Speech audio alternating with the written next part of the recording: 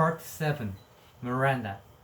I forgot that I might see so many beautiful things. I forgot that I might need to find out what life could bring.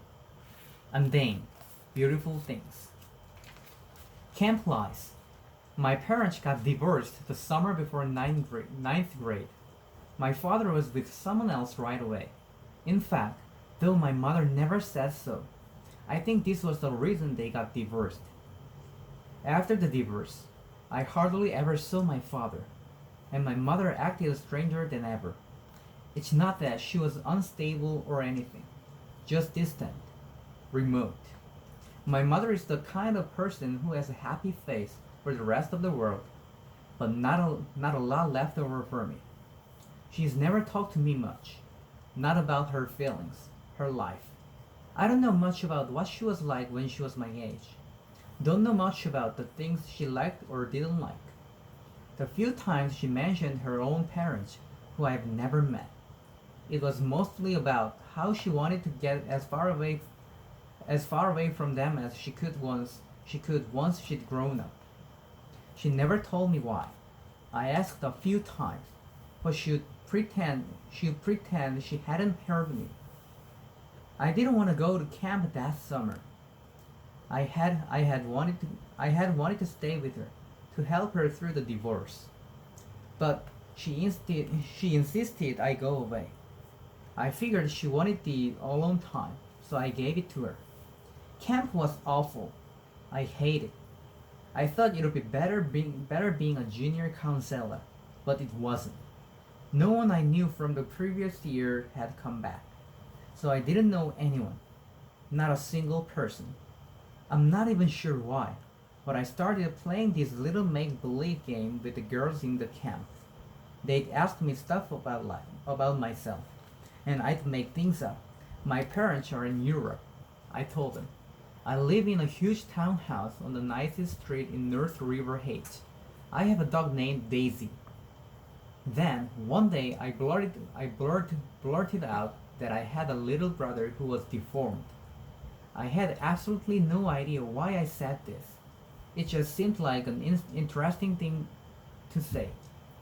And, of course, the reaction the reaction I got from the little girls in the bungalow was dramatic. Really? So sorry. That must be tough. Etc. etc. I regretted saying this the moment it escaped from my lips, of course.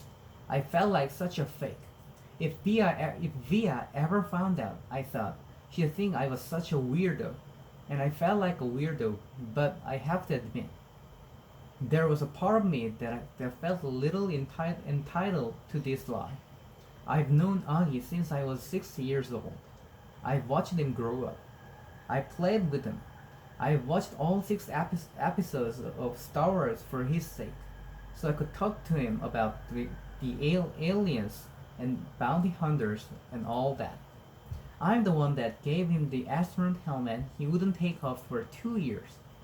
I mean, I've kind of earned the right to think of him as my brother. And the strangest thing is that these lies I told, these fictions, did wonders for my popularity. The other junior counselors heard it from the campers, and they were all over it. Never in my life have I ever been considered one of the popular girls in anything. But that summer in camp, for whatever reason, I was the girl everybody wanted to hang out with. Even the girls on Bungalow 32 were totally into me. These were the girls at the top of the food chain. They said they liked my hair, though they changed it. They said they liked the way I did my makeup, though they changed that too. They showed me how to turn my t-shirts into halter tops. We smoked.